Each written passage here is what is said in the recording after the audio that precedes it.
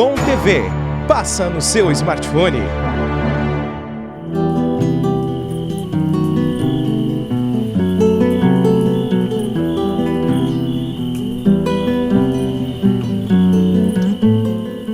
Buenas, estimados gaúchos e gaúchas que fielmente nos acompanham todos os domingos no sempre esperado Prosa de Galpão, que vai ao ar todos os domingos a partir das 8 horas da manhã pelo canal da Bitcom TV.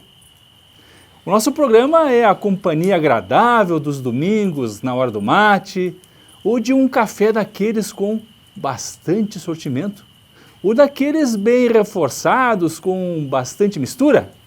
Ah, e por falar em café com mistura, lembro daqueles cafés matinais lá no campo, feitos para os viventes que iam para a lida, com feijão mexido, linguiça frita, couve balanceada, ovos fritos, uma sobra de arroz carreteiro também, café de chaleira, leite gordo, queijo serrano, pão de milho. Ah, e dá uma saudade tremenda.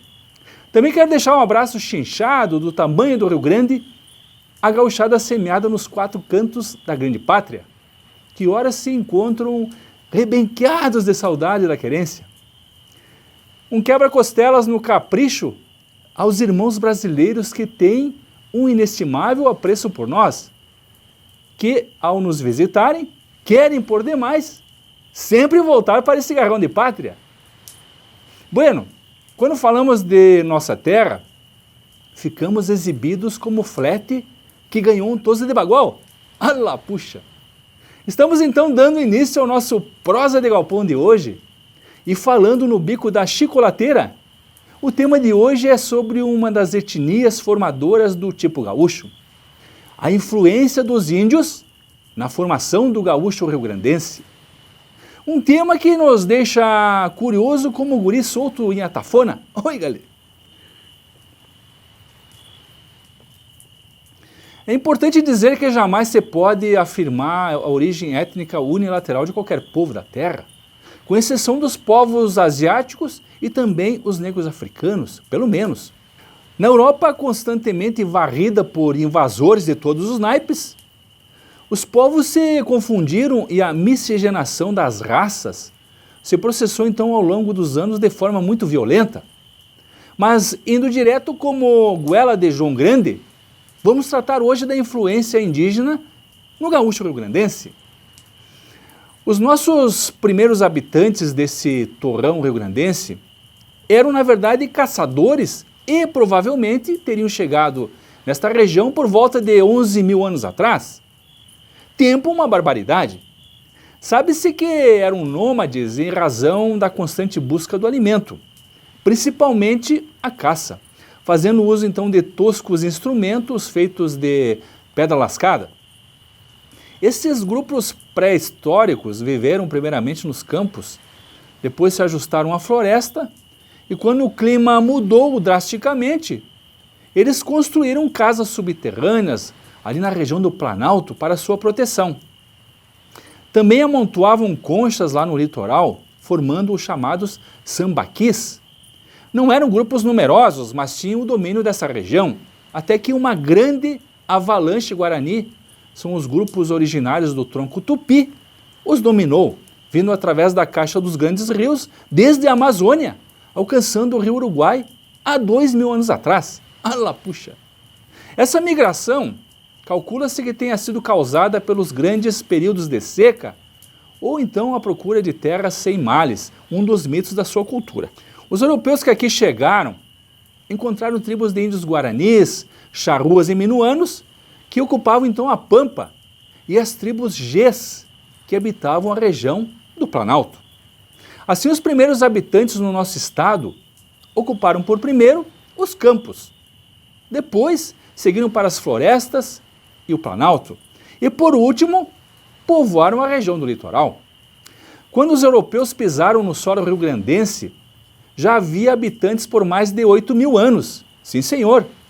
Por serem nômades, as tribos apareceram com nomes diferentes em quase todas as regiões do Brasil, mesmo sendo do mesmo ramo. Havia aqui no Rio Grande, então, 3 grupos indígenas principais: os guaranis, os Gês e os Pampianos, estes últimos os Charruas e Minuanos. Quando os primeiros europeus aportaram nesta terra, havia então entre 100 e 150 mil habitantes, quase todos guaranizados. Falemos então dos Guaranis, que também eram conhecidos como Tapes, Aracanes, Mbá, Yandeva, Carijós. Os Guaranis eram os grupos mais numerosos e ocupavam extensos territórios, com preferência então nos vales fluviais, isto é, na bacia do rio Jacuí, margens do Guaíba, Lagoas e também no litoral. Os Guaranis eram índios muito agressivos. Aliás, o nome Guarani significa guerreiro e dominavam quase todo o território sul-rio-grandense. Eles dominaram os Tapes no Alto Taquari e Rio Pardo, deixando então os campos rasos do sul e as regiões mais altas para os grupos Charruas e Minuanos. Os Guaranis não disputavam os campos com as outras tribos porque não dominavam a técnica da coivara para a queima da mata. Eles não tinham habilidade com a criação de animais e domínio do cavalo como os pampeiros esses os Charruas e Minuanos. Eles dedicavam-se então ao plantio de pequenas roças em regime de puxirum, que é um mutirão. Eles faziam o plantio direto, colhiam e abandonavam a área por causa do inso. Que barbaridade! Podemos dizer que foram os índios guaranis que introduziram a horticultura no Rio Grande, nos legando então o milho, os feijões, a mandioca, a abóbora, a pimenta, o algodão, a batata doce, o amendoim, a moranga, a erva mate, com a sua bebida típica, o chimarrão e também o fumo. Os guaranis, descendentes então do ramo tupi, desceram da Amazônia para o sul, pelos rios da Bacia Platina, instalando-se então desde o sul do Mato Grosso até a foz do Rio da Prata, ocupando ainda o litoral sul brasileiro. Como eram os costumes dos guaranis? Eles eram guerreiros terríveis, usavam arco, a flecha, a lança, o tacape e machados de pedra polidos. Eles acreditavam que um banho frio pela manhã prolongava a vida. Por certo, isso é verdade de fato. Praticavam uma antropofagia com os inimigos e enterravam os seus mortos sentados dentro de potes de cerâmica, chamados então de igaçabas. Sim, senhor. Eram místicos e acreditavam no Curupira, uma entidade que tem os pés voltados para trás, no Caipora, que é o protetor da caça, e na Iara, que atraía o índio para o fundo das águas, entidades conhecidas pelo povoeiro com as suas lendas. Esta tribo se reduziu pelos ataques dos bandeirantes, pela guerra guaranítica, também pela escravidão forçada e pelo recrutamento militar. Muitos se dispersaram pela Pampa Sulina, vindo então a trabalhar nas fazendas, nas estâncias como peões, tropeiros e artesãos. Segundo Nunes Cabeça de Vaca, desde a fundação de Assunção no Paraguai, os guaranis eram os fornecedores de alimentos, inclusive as mulheres para os espanhóis, pois precisavam de aliados fortes contra os seus inimigos. Aprendemos dos guaranis a lenda do boitatá e a vestimenta que chamamos de pala. No vocabulário da língua portuguesa há muitos vocábulos guaranis, tais como aguapé, araçá, aroeira, biriva, capim, capivara, tchê, goiaba, guraxaim, guri, jacaré, jararaca, peteca, taquara, tatu, entre outras. Os índios guaranis vestiam-se com o xiripá primitivo, uma espécie de saia, e um manto de couro cru, bem sovado, com o pelo voltado para dentro e o carnal para fora. A palavra xiripá significa para o frio. As suas moradas eram comunais, constituídas por cabanas quadrangulares, com 50 metros de lado, cobertas com palhas ou folhas de palmeiras. No interior das cabanas, o fogo estava sempre aceso, tendo um tronco maior, o pai de fogo, também conhecido pela gauchada como trafogueiro, cujo costume a gauchada herdou dentro dos galpões. Eles dormiam em redes e quem a tinha era considerado rico naqueles tempos. É deles também a criação do saraquá, que é uma cavadeira de pau para abrir as covas para o plantio de sementes, principalmente do milho. A canjica é a herança deles, triturando então o milho no pilão. Também faziam a farinha de fubá para fazer outra herança buenacha que faz parte da nossa culinária campeira, o cuscuz. Que comida buenacha! Muito mais ainda se for feita com charque. Preparavam também a farinha de mandioca e faziam um pão chamado de chipá, assado então sobre uma pedra muito quente. É de origem guarani os avios de mate, o porongo, a bomba de taquara, cujo bojo era trançado com fibras. Eles eram exímios trançadores, fazendo jacás de taquara ou peneiras. Os cestos chamados de jacás foram muito utilizados pelos tropeiros de mulas para levar mantimentos. Bueno, herdamos também dos guaranis o pilão, a gamela, a peneira. Também chegaram a desenvolver uma forte tradição cerâmica, fazendo panelas e recipientes. Os homens se enfeitavam com penachos e as mulheres com colares e pulseiras de garras e dentes de macacos. Oi, galera. Todos os guaranis andavam descalços. De índole muito belicosa, eles sempre estavam em guerra uns com os outros, por motivos de rivalidades pelo uso do território para a caça e a pesca. No entanto, os guaranis foram o povo mais dócil e o mais receptivo à educação dos brancos entre todos os índios sul-americanos. Interessante que eles não exteriorizavam seus sentimentos com gritos ou choros, mas a murros e socos. Que barbaridade! Na guerra eram fiéis ao chefe e se mostravam ferozes, corajosos e também infatigáveis no combate. O Guarani ignorava os ídolos. O seu templo era a natureza. Eles acreditavam então em Tupã, o Deus bom, o ser supremo do universo que se encontrava então na brisa e nos sons da floresta. O ser mau era chamado de Anhá, e seu astro, a lua minguante, era prenúncio de desgraças e doenças. Os guaranis acreditavam na imortalidade da alma, sendo então a morte uma passagem para uma vida mais feliz junto às estrelas do céu. Eles eram muito supersticiosos e por isso sempre usavam um saco de couro sobre o ombro contendo então 3 amuletos que o feiticeiro da tribo lhes dava para trazer felicidade. Algumas garras, dentes e pedaços de pele de jaguar para obter então uma caça abundante, espinhas de peixe para uma boa pesca e penas de caburé, da coruja, para o amor. Seus mitos tinham origem na natureza que os rodeava. Havia o deus do raio, do trovão, da tempestade, das planícies, das águas e outros gênios tropicais. Tinham bons conhecimentos de botânica, de zoologia, também de medicina. O feiticeiro, então, cuidava dos doentes usando ervas da natureza. Praticavam pequenos procedimentos cirúrgicos, inclusive, abrindo abscessos. Eles usavam cataplasmas, ventosas e utilizavam também argila para tratamento de fraturas. Vejam que interessante.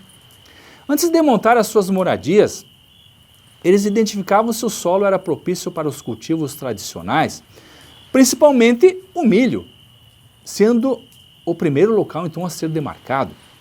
Depois verificavam a orientação do sol, considerado então uma divindade de grande importância para a vida.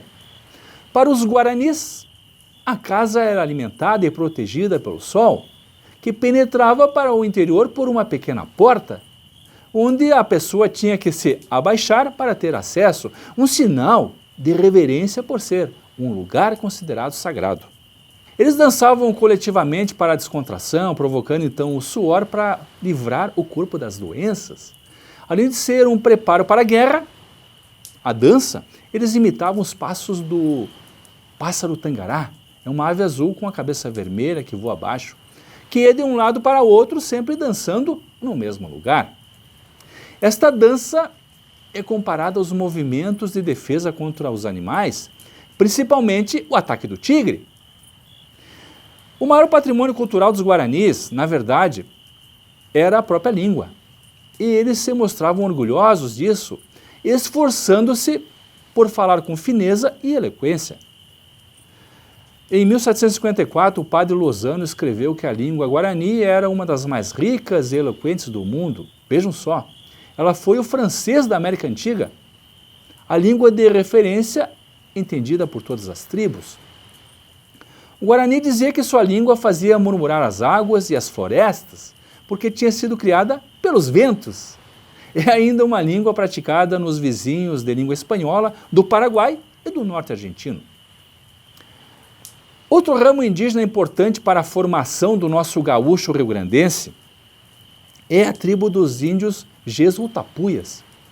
É possível que os Gês tenham iniciado sua migração para o sul do Brasil lá por volta do século II a.C., vindos da Banda Oriental, estabelecendo-se na região do Planalto Sul-Rio-Grandense.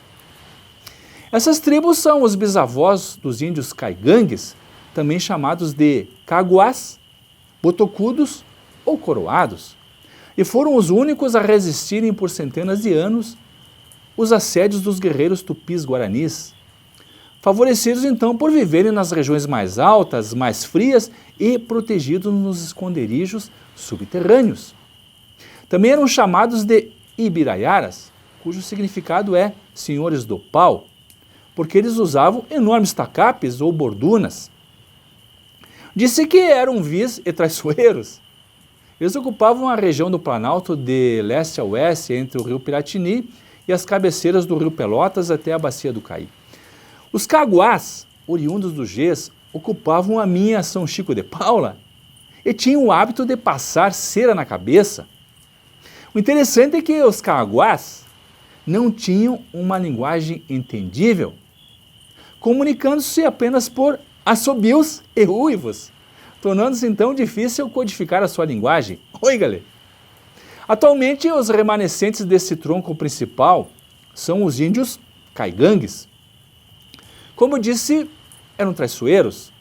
Há um relato que em 1845, em São Chico de Paula, 30 moços foram atraídos para uma festividade da tribo e, sob o pretexto de que tinham medo de armas de fogo, os índios convenceram os convidados a tirar as armas e deixarem junto dos cavalos. O resultado foi o esperado. A moçada foi executada pelos índios. Que barbaridade! Disse que na campanha de 1851, a luta contra Uribe e Rosas, uma companhia de índios coroados lutou sob o comando do coronel João Batista de Oliveira Melo. Os Gês, eles praticavam uma horticultura rudimentar e não permitiam intrusos armados no seu território de caça. Diferente dos guaranis, foi somente no século XIX que se conseguiu submetê-los a um convívio pacífico com os brancos. No final de 1779, relatos citavam que os ataques desses índios às fazendas na região de Vacaria causou até o seu despovoamento, vejam só. Somente depois de catequizados, a partir de 1850, é que deixaram de acometer viajantes e tropeiros que transitavam pela região chamada de Mato Castelhano e Português, no norte do estado. Essa região do Planalto. Os brancos denominaram então essas tribos de bugres, uma corruptela do som que eles emitiam ao se depararem com os brancos, dando a entender que eles pronunciavam uma expressão semelhante à palavra pucre, daí o derivado bugre. Caxias do Sul, na Serra Gaúcha, recebeu a denominação de Campo dos Bugres por ter sido habitada por índios. Lá em 1832, novamente, houve ataques dos índios coroados na região de colonização alemã, como Nova Petrópolis, Dois Irmãos, principalmente na época da colheita do milho. Muito agressivos, os Gês atacavam os tropeiros. As mulas empinavam as orelhas, assoprando e recusando seguir em frente por perceberem os índios escondidos. Os assaltos dos índios às fazendas deu origem aos bugreiros, e o mais famoso deles foi José Domingos Nunes de Oliveira, que atuava na região de Passo Fundo. A pacificação se deu com a mediação de bugreiros e de intermediários indígenas, como o conhecido Cacique Doble. Há quem sustente que os Gês fizeram um pacto com os bandeirantes para combater os missionários jesuítas. A história também precisa ser revisada, pois a culpa do massacre dos índios lá nas missões não foram os bandeirantes, e sim os índios que os acompanhavam, isso acompanhando as bandeiras. Verdade seja dita, os índios foram os que mais dizimaram a sua raça. Os Gês utilizavam o pinhão como alimento e transformavam ele em farinha. Colhiam mel, plantavam milho, mandioca, abóbora, batata doce. Eram exímios cesteiros e eles usavam também a fibra do caraguatá para tecer túnicas para as mulheres. Alguns usavam um colete de pele de anta para a proteção contra o frio. Eles cuidavam também do asseio pessoal, enfeitavam-se com penas, mas andavam nus. No lábio inferior, os homens usavam um batoque. Os Gês viviam então em casas subterrâneas, cobertas de palha, com cerca de 7 metros de profundidade e com mais ou menos 30 metros de diâmetro. Falemos agora dos índios pampianos, ou imbaias, também conhecidos por minuanos, que são os de pele mais clara, e os charruas, de pele mais escura. Estamos falando do menor grupo indígena habitante da região sul-rio-grandense. Também fazem parte desse tronco os índios iarós, os guenoas, os imbuanes e os xanás. A língua falada é a quichua. Essas tribos localizavam-se mais ao sul e sudoeste do Rio Grande, sendo bons cavaleiros e laçadores, cujo sangue se incorporou então ao nosso gaúcho do Pampa, tanto quanto o Guarani influenciou os hábitos dos gaúchos das missões, da região central e do Planalto. Simões Lopes Neto escreveu que os indígenas fizeram-se carnívoros por necessidade e cavaleiros por imitação ao homem branco, tornando-se então exímios ginetes, aprendendo a lidar com o gado, aproveitando além da carne, o couro, os ossos e os chifres dos animais. Como de fato aconteceu. Os pampianos, minuanos e charruas eram tribos nômades, facilitadas pelo uso constante do cavalo. Não tinham paradeiro certo até porque havia facilidade de alimentos.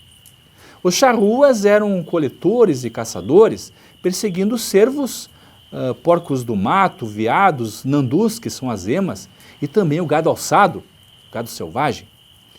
Eles faziam uso de arcos e flechas, lanças e bolhadeiras. Na verdade, a bolhadeira primitiva, as bolas charruas, que eram 2 pedras com sulcos unidas por um pequeno laço de fibras trançadas. Mais tarde se colocou mais uma pedra redonda, um pouco menor, a manicla, ficando então a bolhadeira com 3 bolas.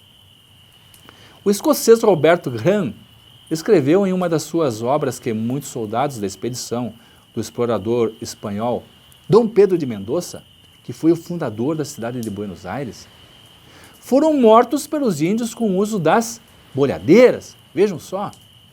Os gaúchos então adotaram o uso da bolhadeira, prendendo-a atadas na cintura para facilitar o uso imediato, além de levar uma bolhadeira sobressalente em bandoleira, atravessada do ombro à cintura. As 3 Marias, denominação das bolhadeiras, foram muito usadas com destreza pela gauchada, voluntários da pátria na Guerra do Paraguai. E nas peleias da Pampa, para evitar que fosse bolhado, o gaúcho, ao perceber o lançamento da bolhadeira pelo inimigo, que vinha sibilando, imediatamente soltava o pala ou o poncho no recaveio do animal para enrolar as bolas antes que elas atingissem as patas do flete. Ala, puxa! Na região platina, além de 3 Marias, a bolhadeira também era conhecida como bola de potro, potreadeira, avestruceira ou ianduceira também. As pedras arredondadas da bolhadeira eram forradas com o couro cru do garrão de potro ou de vaca, bolsa de testículos de touro, então, couro de lagarto, queixo crismo. Os pampianos também usavam forquilhas de pau amarradas nos pés como se fossem esporas. A faca atravessada nas costas também é um costume identificado nessas tribos, cujo hábito os gaúchos herdaram. Para pescar, eles utilizavam redes feitas de fibras vegetais. As botas garrão de potro são uma herança europeia, isso no dizer do historiador uruguaio Fernando Assunção. Mas é certo que os primeiros andantes na terra gaúcha viram os pampianos, os minuanos e charruas, fazendo uso das ditas botas garrão de potro. Para estribarem as suas montarias, os pampianos também usavam um ossinho vacum, atravessado ao meio por uma tira de couro, que passava entre o primeiro e segundo dedos dos pés, que ficavam então apoiados no tal osso. Era um estribo rudimentar. Os charruas ocupavam as margens do rio Uruguai e os minuanos já buscavam então a região da costa atlântica até Montevidéu. Os locais mais procurados por essas tribos eram os campos com bosques, próximo então às margens dos rios, lagoas e também banhados. Estes indígenas não aceitavam a proposta de redução dos missionários. O cavalo, então introduzido em 1607 na América, fez dos charruas exímios cavaleiros e temíveis guerreiros com suas longas lanças e também as bolhadeiras. Lá por 1811 até 1820, os minuanos e charruas, empurrados pela corrente da colonização, uniram-se em torno da região do Quaraí, chegando a lutar ao lado de José Artigas, no Uruguai. Com a resistência e pressão dos espanhóis, os pampeanos buscaram refúgio no lado rio-grandense, vindo a aceitar a submissão do homem branco, trabalhando então como peões nas estâncias. Muitos incorporaram-se às tropas de Bento Manuel Ribeiro, lá no ciclo Farroupilha. Tem-se notícias que os charruas combateram sob o comando do coronel Jacinto Guedes da Luz na Guerra dos Farrapos. Vejam só, cuja peonada guerreira tinha uma vincha no chapéu com a inscrição: "Sou do Guedes, morro seco e não me entrego". Oi, galê! Guedes da Luz lutou sob o comando do general Antônio da Silveira e também do grande Canabarro. Na batalha, Guedes da Luz sofreu um ataque de bolhadeira que ele fez cuspir sangue pela boca. Oi, galê! Bueno, os pampeanos também acolhiam foragidos, desertores, contrabandistas lá nas suas aldeias, sem importar se as suas chinas se unissem com eles, ajudando a formar o grupo social que aqui várias vezes já falamos, chamados de gaudérios. Tem uma história interessante do gaúcho Gaspar Nunes de Miranda, lá de Rio Pardo, um dos fundadores do Alegrete, lá pelos idos de 1805.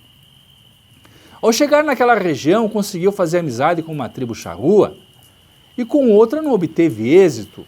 Ali ele negociava com os charruas os couros de vacum, de tigres e outros animais, trocando por ferramentas, fazendas, fumo, açúcar e até miçangas. Quando estourou a guerra com os espanhóis do Prata, ele se juntou ao general Abreu no posto de tenente de milícias. Então, Tenente Nunes, certa feita, deparou seu esquadrão com uma tribo de índios charruas e ele ficou entre a força atacante e os índios. Ao ser perguntado pelo seu comandante se ele ia se opor ao ataque, ele respondeu que aquela tribo era amiga e salvou os índios do ataque. Também presenciou a intenção de um subchefe índio em querer matar o seu cacique, que estava desacordado após consumir aguardente. Vejam só. O tenente Nunes teria dito ao índio: "Se te mexes daí, eu vou ver o sol do outro lado da tua cabeça", mostrando-lhe a pistola. O cacique então acordou e feriu o pretexto agressor. Certa feita, o tenente Nunes foi preso por uma tribo inimiga e os charruas amigos investiram contra os mesmos, salvando-o da execução que estava prestes para acontecer. Vejam só, sinais de lealdade nos charruas. O nosso vocabulário tem uma grande quantidade de palavras herdadas dos pampeanos, como china, xiripá, poncho, charque, chasque, mate, chiru, guaiaca, lixiguana, pampa e outras mais. Também herdamos dos pampeanos o costume de assar a carne sobre o fogo, o nosso conhecido churrasco. Ala, puxa! Na guerra eles faziam uso dos bombeiros, que eram os observadores, os mangrulhos, que eram os sentinelas. Quanto ao laço de couro trançado, há autores que atestam que é uma invenção dos índios pampeanos.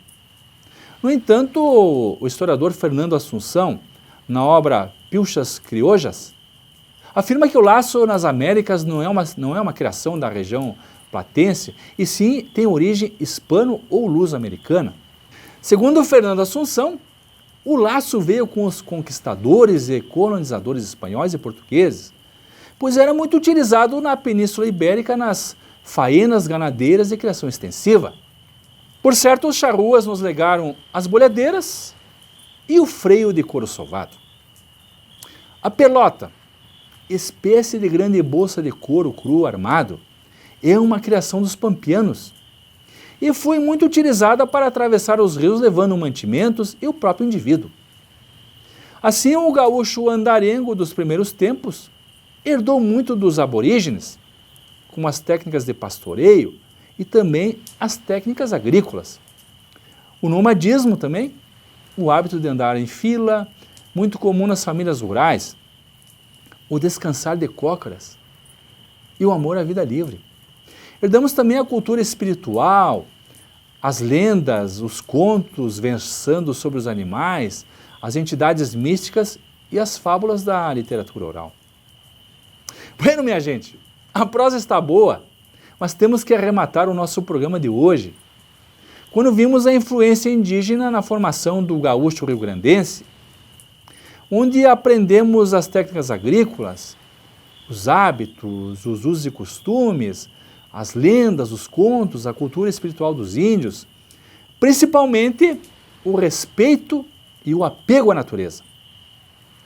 Por hora, então, encerramos o nosso Prosa de Galpão de hoje pela Bitcom TV com o tema A Influência dos Índios na Formação do Gaúcho Rio-Grandense, prometendo voltar no próximo domingo com mais um interessante tema gaúcho. Graças e até mais.